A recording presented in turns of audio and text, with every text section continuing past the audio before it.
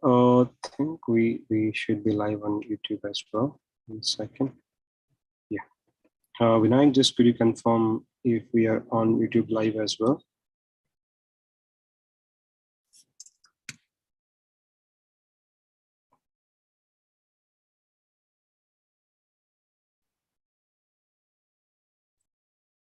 Okay. So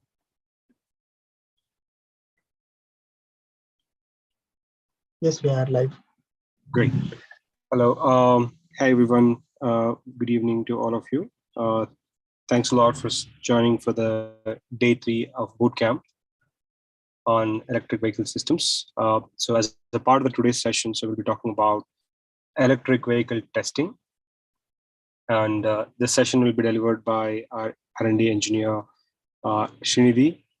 So as a part of the today's session, so you will be able to understand and very basic idea of testing a vehicle. Why do we do testing? What kind of data that we can take it from the testing process and stuff like that. And this has been an outcome of Srinidhi's experience in trying out for the parts of testing at Decibels Lab. So over to you, Srinidhi, for handling the session. Thank you, sir. Thank you.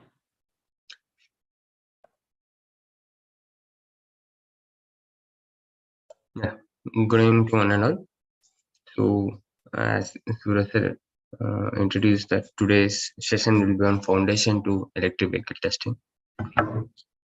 So, before we begin, I'd like to put some light on why do we do a vehicle testing. This is not just for a it also similar to all the IC vehicles testing also these points, but today's specific will be on electric vehicle testing. The first and most important is that prototype evaluation. So when you're getting a product into the market, you have a lot of stages, a lot of prototypes built based on your mistakes or based on your optimization.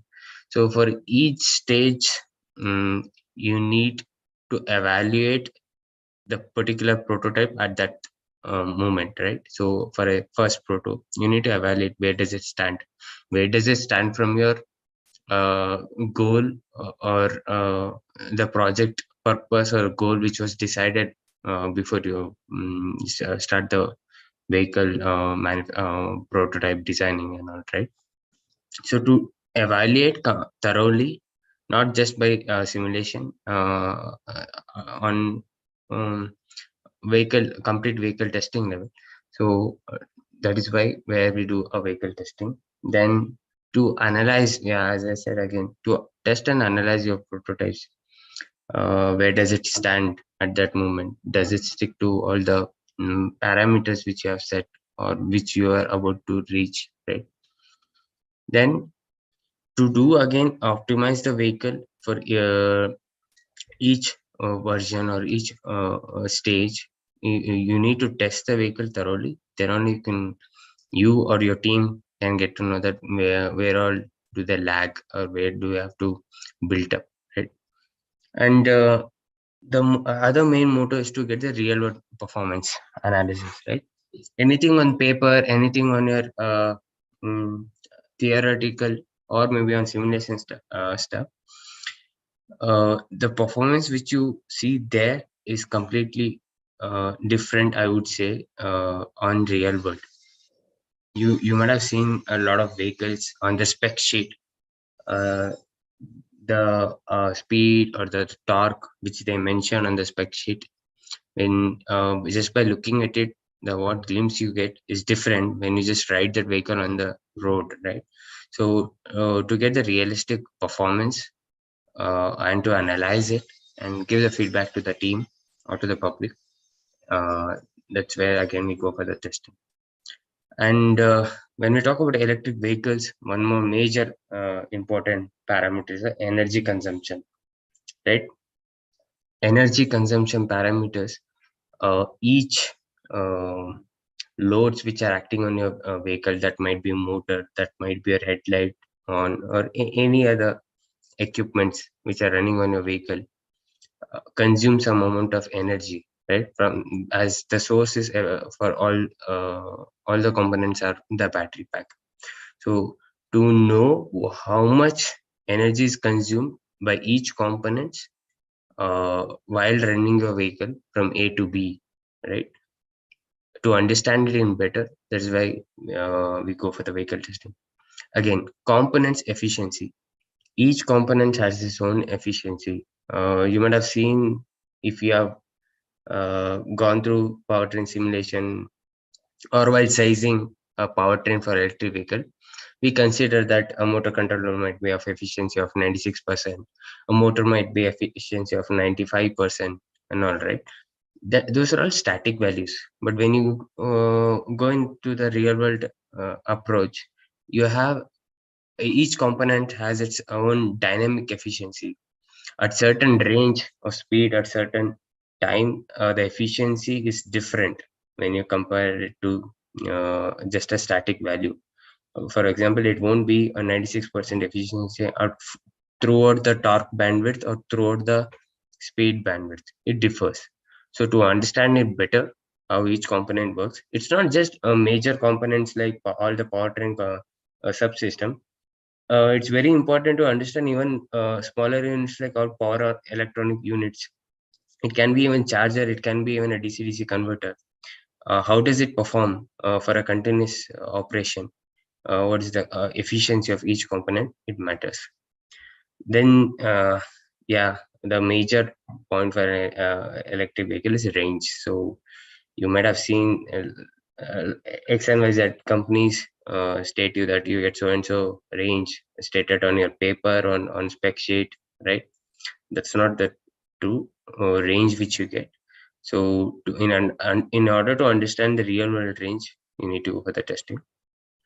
And yeah, whatever goals or the performance which are set from the technical team or via simulation teams has to be validated. To validate it, this is the process. Usually, any OEMs or project-oriented companies take this approach.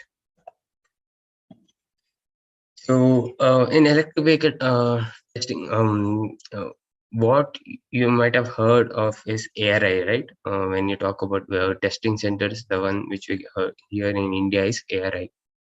So all these examples which you're seeing on the screen are NATRIC, you might take, or Global Automotive Research Center, ICAT. Some of them are directly connected with government, some are run privately, but again authorized from government to run and give a certificate or certify a particular vehicle before it enters mass market or on road, right? So the picture itself depicts you that on left hand side there's a chassis dyno, and the complete environment is standardized. It's not the one which you come in day to day real life. Maybe the airflow which is simulated, or maybe the roller which is running, the coefficient of the rollers. That's not almost similar or not even nearby sometimes to a real world road which you overcome day to day, right? These are all a test conducted in a very controlled environment, I would say, not just like the one which you get on your day-to-day basis. Even on the right hand side, you can see these test tracks are made with a certain angle, certain length, certain distance, certain materials. But and based on these, you get the results, not on the ones which we come on day-to-day basis. So again, to understand the vehicle's true performance and what it's worth or what it can perform, what's its real characteristics, doing testing in this controlled environment would not give you the complete 100% results, right? So that is why we take approach of testing it on road on an environment where we come up with daily, right? So before we begin about all the testing procedures and or how testing happens, first we would look at a basic testing equipment for electric vehicle. So a test vehicle, so obviously vehicle or your project which is going to get built, or your prototype can be here. Custom battery pack. Why custom battery pack? You can't just fix up to a battery pack pre-decided, right? That happens only after your all the proto testing has been happened and you finalize the product. The battery pack can be increased again in terms of size, in terms of kilowatt hour, or it might be decreased. We don't know. So it's always a custom battery pack that after you get settled with or it reaches certain performance and you're just okay or you're ready to go with it, then only the battery pack is designed completely. So then again, a configurable battery management system, right? Smart BMSs are used. Why?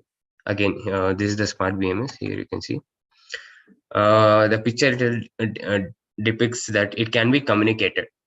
That means that the BMS will be able to communicate how the battery performed when the vehicle went from point A to point B, in terms of what was the battery discharge rate, how did it, what was the discharge current, and how it performed completely, or what was the status of thermal status of the battery pack, how well it managed to the thermal issues. All these things will be monitored, at the same time logged, and at the same time it will be visible to the test person or the testing team, or the live data are seen. Sometimes the log data are considered here.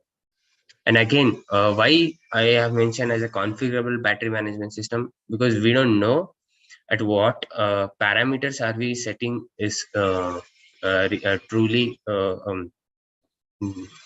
I would say favoring the situation, or should we increase the discharge cutoff voltage, or should we decrease the undercutter voltage or the maximum current which can flow. All these things are on configurable part, right?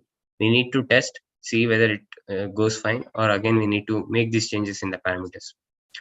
So again, a suitable software to support the all this configuration of the BMS. Then a configurable motor controller. Again, it's not just about battery. Again, when you talk about motor, how well it should perform, should we make the changes, what should be the reverse speed, what should be the regenerative percentage. uh, all these in-depth parameters are considered here, where you use a particular supporting software, you test it, come back with the data, and then make sure is it according to your goal or requirement, right? Then a GPS tracker. Yes, we do consider GPS tracker.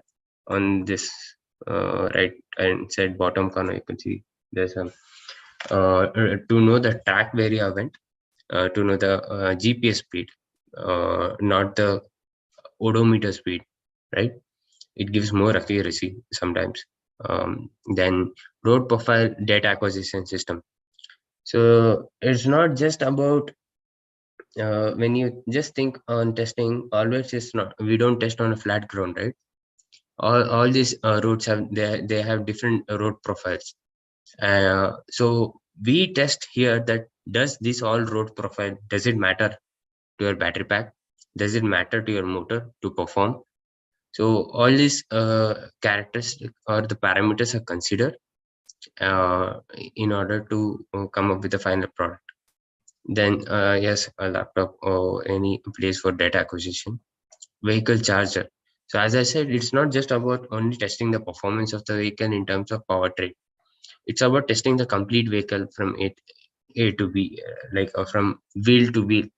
If you consider from here to here, what all it comes, start from maybe the handling or the headlight, how is the display of the HMI, to charging also. So if you're using an XYZ a charger, how does it perform after charging for 100th time or 1000th time? Was it able to perform similarly when you charge for the first time? So all these things has to be tested. Then most important are the safety checks. So For testing and validation, if I talk about validation also in the vehicles, validation means here, so you have a model, a simulation model running in your, on your computer or from your team. So they size the powertrain. So now you need to validate whether the sized motor or battery is really suitable or not. To do that, how do we correlate with the real time testing? Is that we create drive cycles and feed it into the simulation models, where the simulation model will try to replicate complete situation from what all parameters we give. For example, if we give the speed versus time, that's the main important parameter. Then again, if we give the road profile, so I was going on a 7-degree grade or 3-degree grade road, right? And even the environmental temperature, ambient temperature.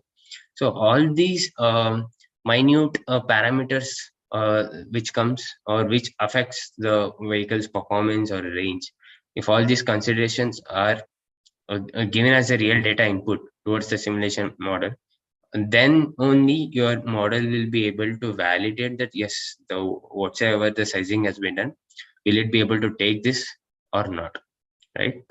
So as I said, the important input is drive cycle. So how do you develop a drive cycle? Again, you have all these equipments built on your vehicle. You collect all the sensor data. You collect the GPS speed at particular time, and we make sure that these drive cycles are of which you overcome in day-to-day life, right? For example, the ones drive cycle which are formatted at decibels while testing are real-time urban drive cycle (TUD), which states that completely of a city drive cycle. So how a vehicle would perform in a city condition where it has a lot of traffic, you have a lot of acceleration, deceleration. Uh, your vehicle will have to go through a lot of braking sometimes. So all this consideration will be taken care here. Then we talk about highway drive cycle. So you might have seen or observed that when you talk about IC vehicles, some of the vehicles perform very well. I mean, in terms of mileage, they perform very well at highway, right? Because you're not doing a lot of shifts. You're going at maybe a cruising speed, so engine is not so stressed. You're getting a very good mileage, but that's not true when we talk about electric vehicles, right? We don't know how, if your motor is performed at high RPM continuously for a term of 1 hour or 1.5 hour, what will be the effect on the motor, what will be the effect on the battery pack and the range, right? So in order to study that, again, you create such a highway drive cycle to study the complete cruising environment, right? Then real-time suburban drive cycle. So if you are living in somewhere outskirts of city where it's a combination of highway and a bit of maybe low to moderate traffic condition. Then one of the major again test cases are acceleration test, right?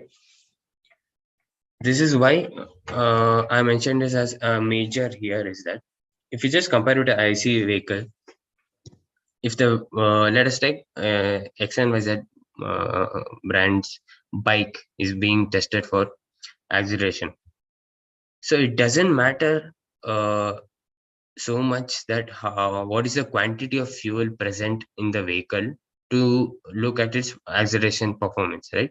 Because acceleration test is a short-term test where you just go from 0 to 100 or 0 to 60 based on the test cases. So it doesn't matter if you have 500 ml of fuel or a full tank. Yes, only in the matter of weight, but except that, it won't affect much on your vehicle's acceleration performance, right? But that thing doesn't happen in electric vehicles. Your vehicle at 100% SOC might crack in 0 to 100 in 6 seconds, but that's not true. It will be keep performing even at 30% SOC, right? It's not like your mobile phones, I would say. Like even if you have a 30% remaining charge in your phone, and if you're watching or you're playing game, it would still be able to perform the same. But that doesn't happen in electric vehicles. A different SoC drop, you have different performance. Why? Because those are the characteristics of the battery pack. Again, there are different types of battery packs and different types of cells used for this battery pack. If your vehicle is completely oriented to sports, it's a different ball game, and if it's just for commuting. So in order to understand what are the acceleration performance at different SoC, so we perform at different SoC levels, like 100%, 50% level, maybe 60%, right? Then again, as I said, with in respect to grade or road profile, I would say you do gradability test. Will your motor will be able to cope up with this grade? Will it be able to perform or not? Then peak and hold test. Again, this is something correlated to highway, I would say, where you just, for example, you hit a highway. What usually bikers or even cars, how do they ride? Is that they go from bottom, they hit a peak, and they cruise from there on, right? So in order to imitate that, a drive cycle of a peak and hold has been conducted. Then range estimation. Again, it's not just complete range, how you say in your vehicle, right? I mean, in a IC vehicle, full tank range is so and so kilometer. So if the full tank range is again so and so kilometer, it doesn't matter. Half tank range will be also related, really similar. It's based on completely driving behavior, but it is not the same, like how much amount of fuel is left, right? So in a range estimation of electric vehicles, we don't know from 100% to 90%. If it drops, that's a 10% drop, right? So the 10% drop, what was the range you got? Again, if you go for a 20% up, what was the range you got? So these ranges differs as the remaining capacity of the battery starts decreasing. So again, we do with different drive cycles, I mean different driving scenarios, whether highway, what's the range, and again city or mix and all. And then again with different drivers to know different driving behavior, how will it affect? Then again, as I said, the battery charge test.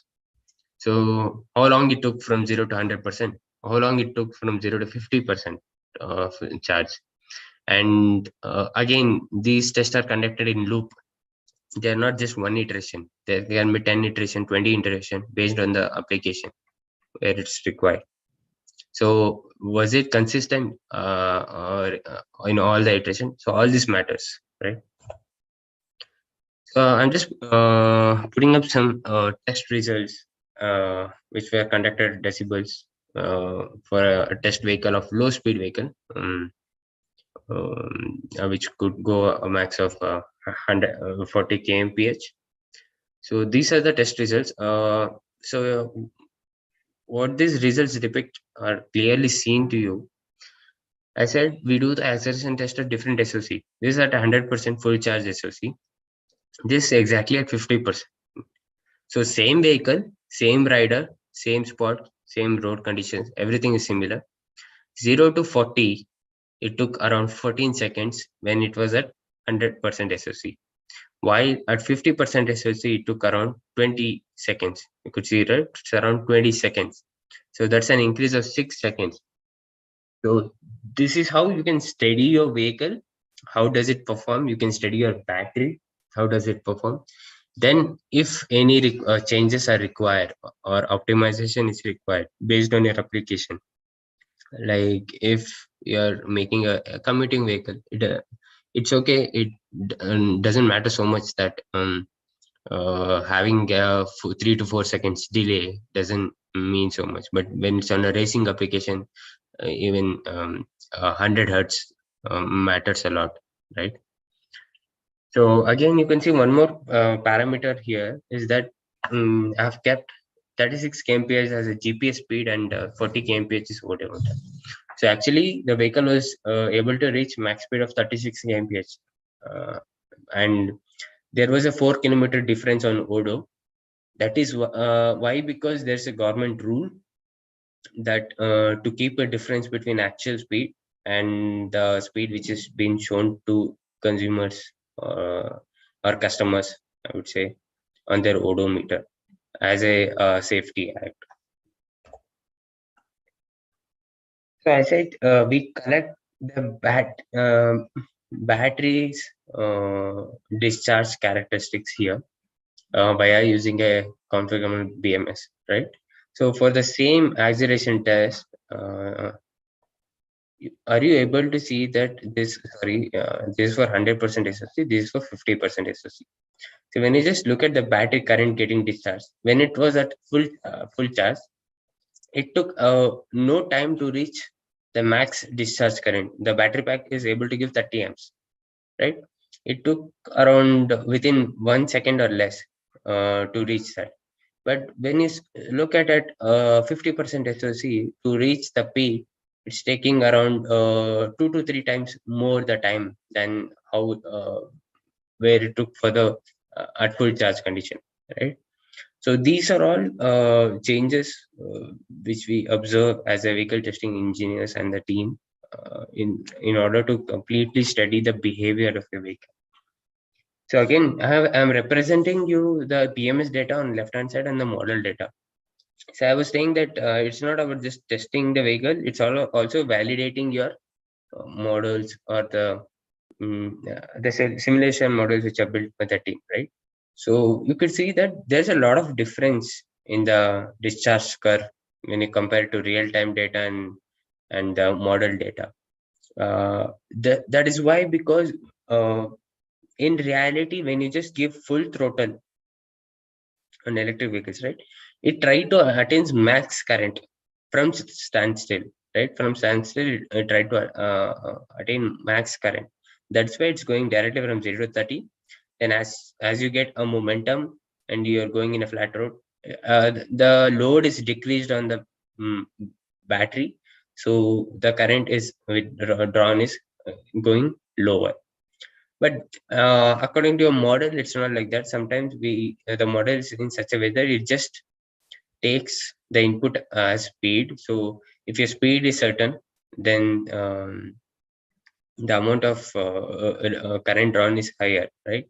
So it's varying a lot. So this is how you can get to know where your model lags, and get to know what all parameters are affecting this, and you can try to input those parameters and make your model more accurate, right?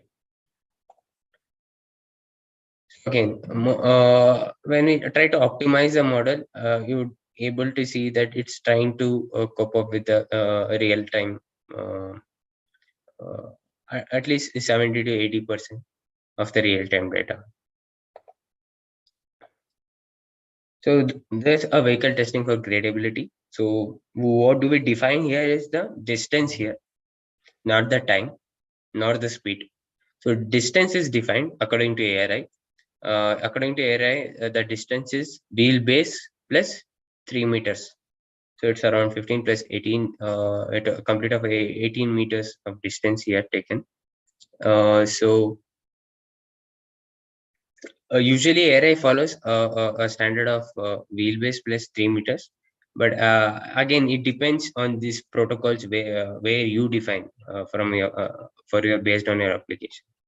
So you could see it reached the 18 meters distance at a average grade of 13% in 8 seconds and it took a max speed of 11 kmph, right?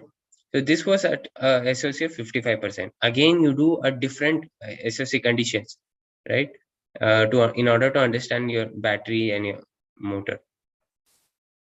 So it's a very low speed vehicle. You can just see how slowly it's taking its pickup in order to overcome the 13% grade.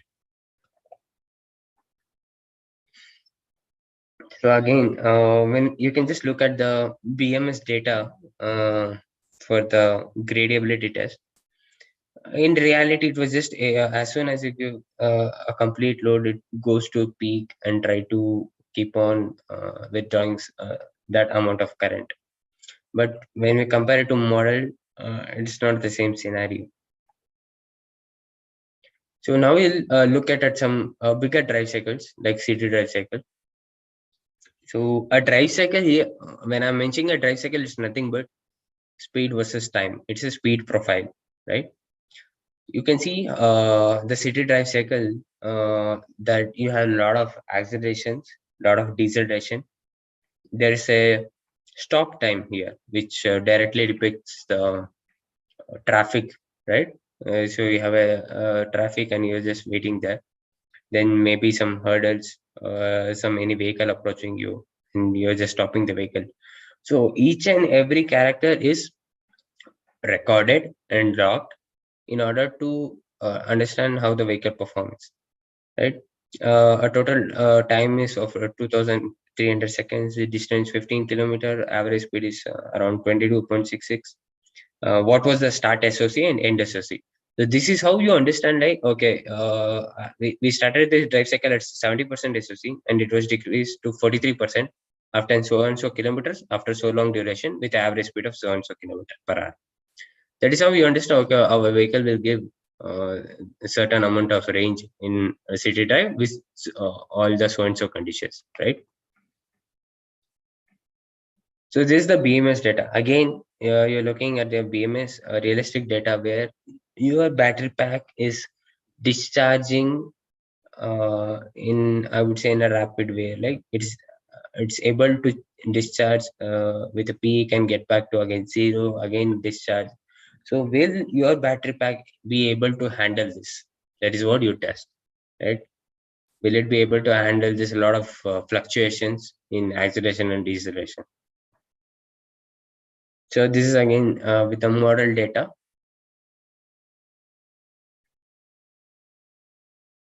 So when you talk about highway drive cycle, yes, this is like you could see that the as I mentioned, this is a low speed vehicle. It was only able to go at 40 kmph. So how do we usually start in the highways? Like you start from the zero, go to peak, and try to cruise between certain speed. Usually it'd be 90 to 100 on any certain speed. Again, there's a certain braking if required.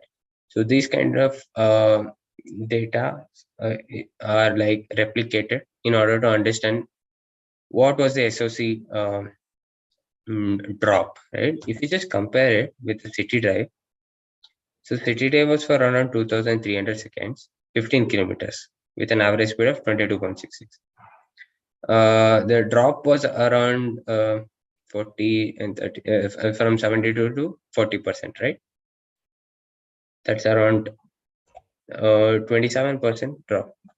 But if you just compare it to highway, there's a huge drop from 64 to 15%. That's what I said. We don't know how your electric vehicle will perform in highway. So it's not similar how the IC vehicles perform. There's a huge drop continuously, you driving at 30 to 40 speed, right?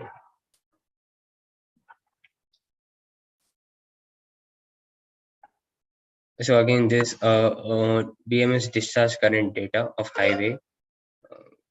There is not much of fluctuation if you compare it with the city drive model. So here you could see a lot of fluctuations in acceleration deceleration. That's one. That's. I mean, that was not the scenario for the highway right here.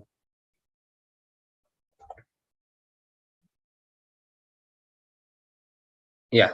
So there's a battery discharge current from model for the highway. So till now we looked upon why do we do testing, what is the necessity and all, right? But we should know what are all the pros and cons of the testing also. I mean, I'm talking about real world testing. You could see that everything comes with a cost, right? Start from a prototype build that would come with a cost, testing equipments, test labs, and there are a lot of uncertainties like weather condition. You don't know whether it will rain or not. So when you're in testing phase, sometimes your batteries are in still customizable form, so we don't know whether it can be able to handle all the IP67 or 65 ratings. Then road conditions. Due to road condition, maybe you come up with a bump and the testing equipments may get damaged or a loose connection. And there's a lot of chances of accidents, vehicle breakdown, and one of the major other issues are data collection, right? GPS works fine only if you have a clear sky. Once the sky, once it starts raining or it is completely cloudy, your GPS signal goes bad, and you might get wrong data with respect to your realistic speed. Then there might be a chances of data files error. So, and one more big task is data sorting, right? I was just showing you 2300 seconds data. So you have around, if you look at 1 hertz, you have around 2300 data points, but usually we log at around minimum of 50 to 100 hertz. So you have a lot of thousands of data, and you might not require complete all the data to the simulation team. Only certain data would be required, or certain region data will be required. So you need to come up and sort the data. Then that's another big task.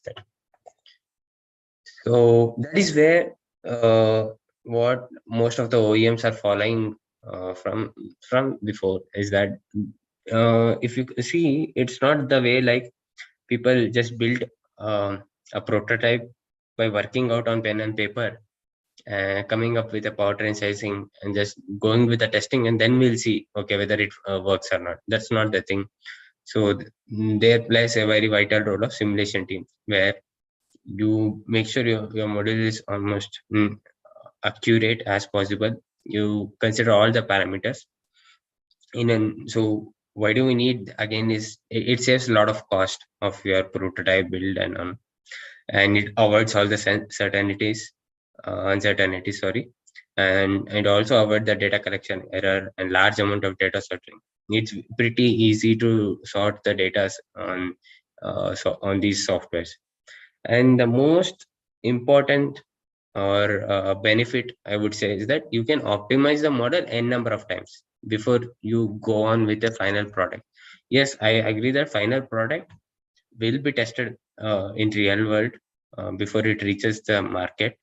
But before you just build a final product or even a prototype, so this will make sure that it decreases the number of protos you build. So when your model is around 90% accurate, and then there will be only minimalistic changes required to your vehicle when it is built in real, right? Then yes, you can just make sure the component sizing is done right here using an MBD.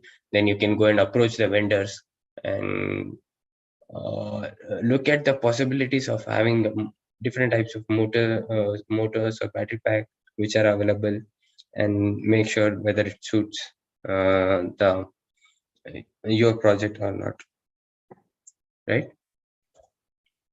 So when we come to component sizing using MBD tools, what all you can do, you can consider all the chassis. Under the chassis systems, you consider all the resistive forces, like rolling resistance, gradiability, which all we overcome daily, right? Aerodynamic force, acceleration force. So by which you get wheel torque, wheel speed. Then you can play with transmission here, right? We don't, before we build the final product or a prototype, if you have a certain bandwidth of speed and torque, and you have a multiple vendors, in order to whether see the particular vendors or a supplier's motor suits your project or not, is that it's based on, you can play with the gear issues, and you can go with some reduction gears and make sure that all the operating points are coming in for the vehicle which you're building. Then you can get to know more about the motor, like what's are the useful power, nominal power, peak power, operating points, current and voltage, and even on the battery pack, about the what do I say, decrease of the SOC along with the load, discharge C rates, power, and all these things. So this is how an MBD looks like. I'm just giving an overview here. So you have a chassis, transmission, motor, battery, and you have a complete end results for your powertrain sizing. So these are some results which I'm showing you for a hub motor vehicle, right? For the same low speed vehicle which was being tested, right? For the same vehicle. So you can see you get a complete acceleration force, aerodynamic force based on your speed and time, and drag coefficient based on the frontal area of the vehicle. So all these parameters, if you give an input to the simulation, it will be able to give around 90 to 95% of accuracy. Then wheel torque, motor torque. You could observe that here wheel and motor torque are same because, as I mentioned, it's a hub motor vehicle. And it's not just there. You could see the wheel torques are in negative when we decelerate. So by this, you can even measure what will be the regenerative force, how much amount of regenerative can be generated if the vehicle drives in so and so manner, right? Again, the wheel and motor speed for different drive cycles here. So I've chosen a gradual acceleration deceleration cycle for this. Then motor and battery power, how much amount of um, current, how much amount of power are withdrawn or given from the motor, and how much amount of energy is taken from the battery pack. How was your SOC profile when for the complete drive cycle? How much did it drop? What was the C rate of your battery performing for that particular speed? Then how much energy is consumed per kilometer? That is how you calculate the complete range, right? So after you run through all this simulation and all, you get certain values like wheel torque, wheel speed, um, motor torque, all the components of powertrains values you get. By using this data, you go and approach your vendors. You make sure that are the vendors or the suppliers supplying the product, is it suitable? Is it able to match all these values which you're getting via simulation? So this is just an example from when you go approach a vendor, for example, a motor vendor. This is how they give you a performance mapping where the torque versus speed versus power, and usually sometimes the efficiency of the motor will be given. So what you could do is, I said, right, we can also collect the motor operating points from this simulation model. So those operating points can be put upon these graphs, which are provided from the motor manufacturers, and then whether you can check whether all the operating points are under the efficiency plot or it's going above it. How much amount of points are going out of the boundary, and so, or do you have to change the gear ratio to make sure these points come under the efficiency, right, under this efficiency area. So all these things can be made using an MBD. Again, I wouldn't say that everything can be done in MBD, right? They have the limitations, like it's very pretty hard to give the driving behavior here. It's very uncertain how a person A would ride or drive, or how a person B would drive, right? Again, components efficiency is absent in terms of dynamic approach. For these models, you would just give a static value, right? For motor, yes, you could give, if you have an efficiency map, you can feed it in. But again, what about all other components? It's a bit of challenge to give a components efficiency with a dynamic approach.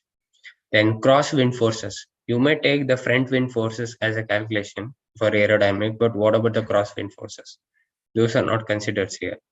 Then different road conditions. Road conditions, again, on CRR, maybe on your road grade, road resistance can be changed. But again, what about the conditions? Those can't be simulated so easily. Then performance of your vehicle after drop in battery capacity. Again, this is a major point for electric vehicle. We don't know how your vehicle will perform in reality with the drop of the capacity, right? If it is dropping, Like I said, the acceleration test for 100% SOC and for 50% SOC was completely different. That you got to know when you did a vehicle testing, right? So again, it's a bit of challenge. It's not like you completely can't do. Again, you need a lot of data from battery characteristics. Then one major point is battery life cycle. You can simulate the battery life cycle in any simulation, but again, it's not a realistic approach. We don't know what will battery go through, how much amount of load will it go through, how much amount of fluctuations will it go through. For an example, just showing the city drive. So we don't know what will be the battery life cycle if it goes through such type of driving conditions, right? So in order to know, you have to do vehicle level testing to get the complete performance. Again, a major word or character or terminology which you hear for electric vehicles, range. It's not just the battery pack.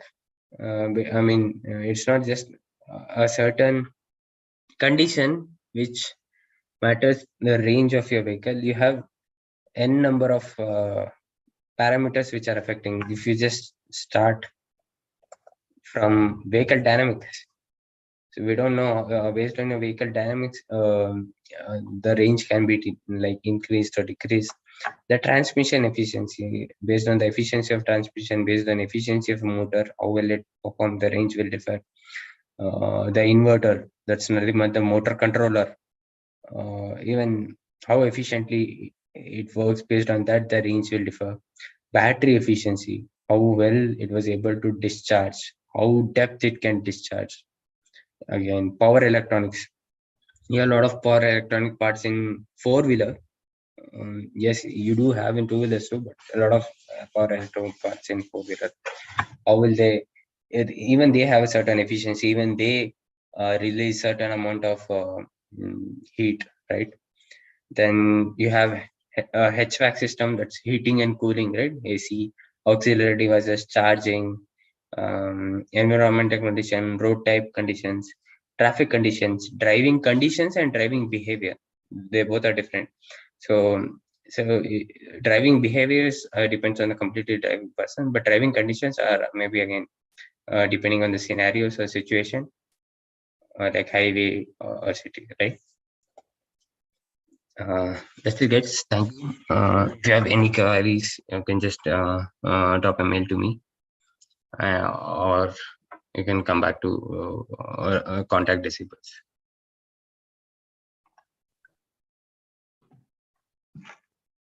Yeah. Thank you, Srinidhi, for the session. Guys, if you have any questions, you can leave it in the chat box. We'll be taking the questions in few minutes. I'm just looking at the question. So it's from Sanjay. What do you mean by model? Models, right? Model is nothing but imitating your complete vehicle powertrain on software, where we call as model-based design. Where these model-based design are made up from using what do I say? The formulas, right? For example, resistive force. What is the aerodynamic formula? So you build a model based on the formula, and you give an input as a speed versus time, and it will just give you the values of this was the amount of aerodynamic resistive force and so on. So what stands for SOC, right? State of charge, and that's nothing but your mobile is would be showing, right, 100% charge. That's nothing but what is the state of charge at that moment. Then can you explain the second point again? I don't know, Shashank, which second point you are mentioning. Can we have a little insight of ARI approval procedure? Again, you can just go back to their site, Sanjay, on ARI.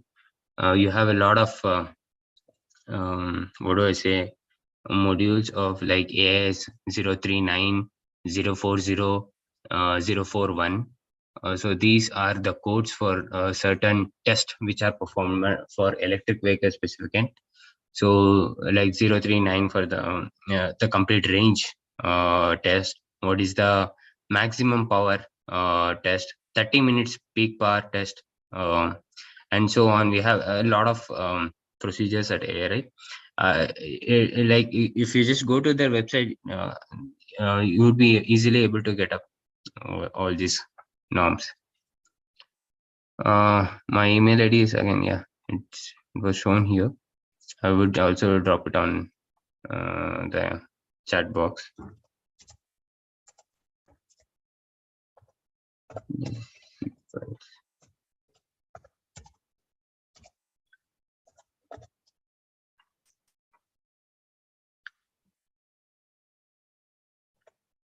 Okay. So why batteries in you are rated in kilowatt hour, not mAh, right? So why kilowatt hour?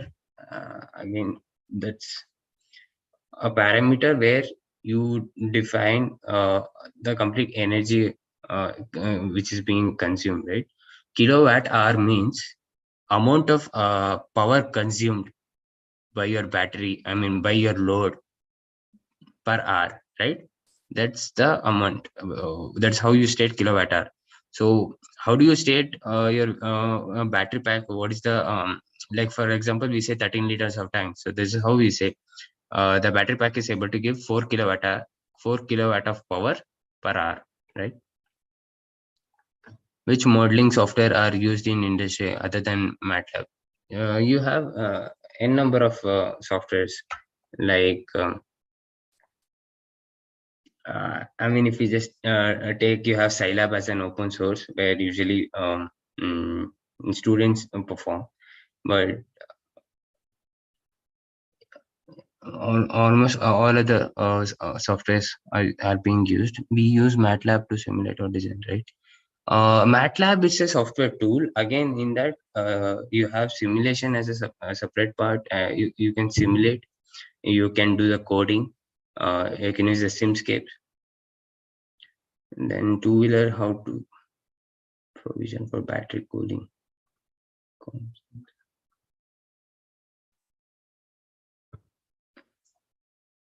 Yeah, I guess we are good to go.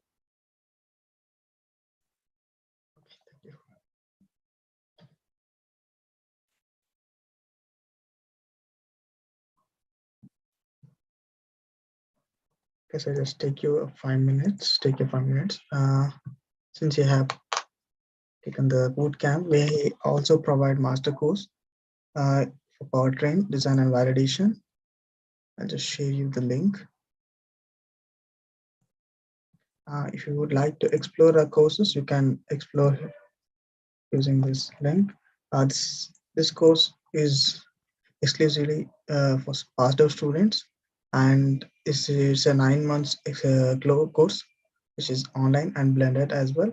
This course comes with 100% placement guarantee, and from the industry people will be teaching you. It's completely a practical approach course with 12 plus projects and other stuff. You can look into it here. The minimum criteria, crowd course duration, which I mentioned, 9 months.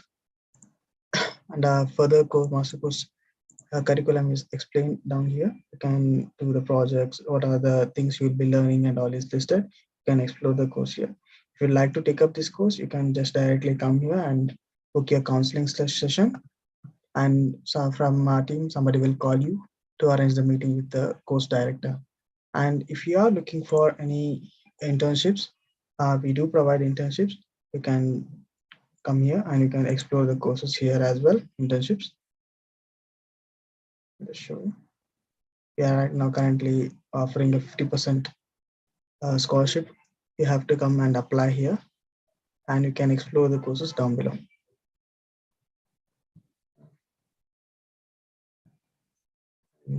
Okay, just share you the certificate. Yeah, how we get. Okay, I'll just show you how to generate your certificates. You just have to please save this link, or you can generate it now along with me as well. You just have to click on the link provided and then click on the enroll for free, and other related courses you can explore here as well. We have provided related courses.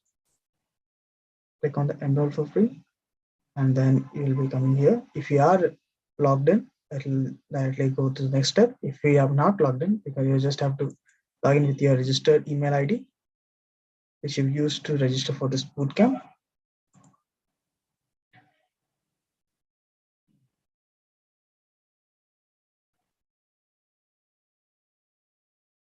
And then please, before that, sorry. Okay, I can't. Yes.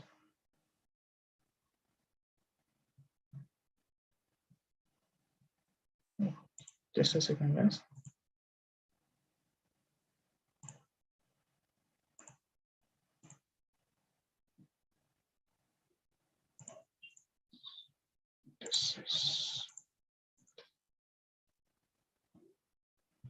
Before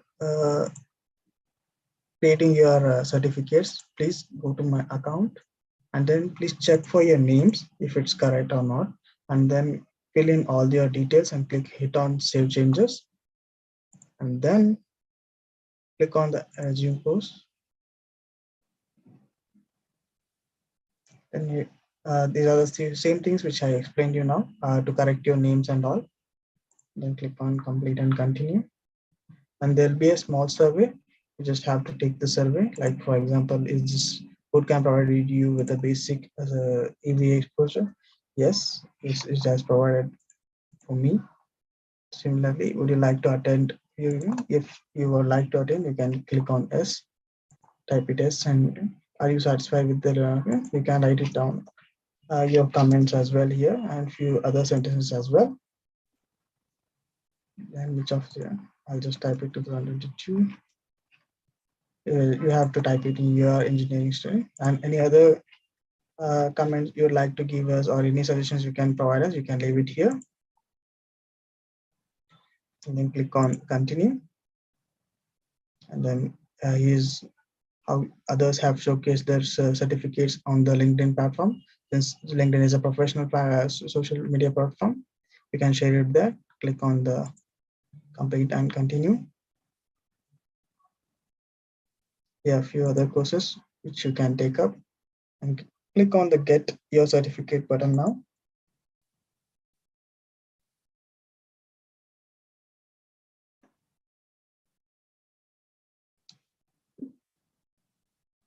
And you'll get the certificate like this. Okay, you can download and keep it, save it somewhere, or you can keep the link somewhere. You can save the link somewhere, and you can share it on LinkedIn, Facebook, and Twitter. If you share it on any platforms, please do tag us. Thank you.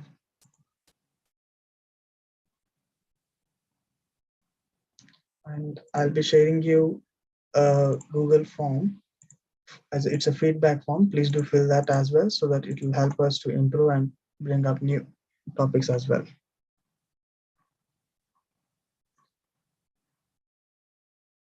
Please do generate your certificates now only, so that if you face any difficulties, I can solve it right away.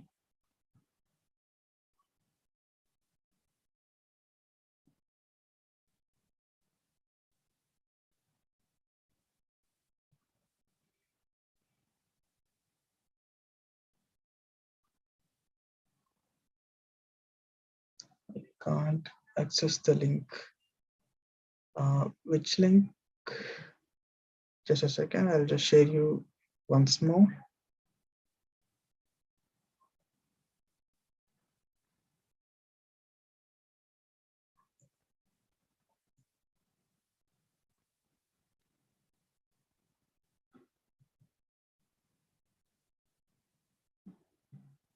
Akara, yes, the last session of the Lithium and Bootcamp has to be done. It has been postponed to Monday at 5:30 p.m.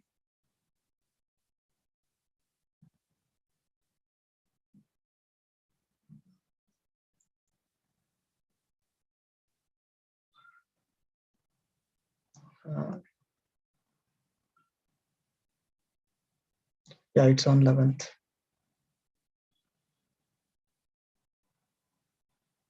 Akara on Monday, 5:30 p.m. To the people who are watching the live session, thank you for joining in. Have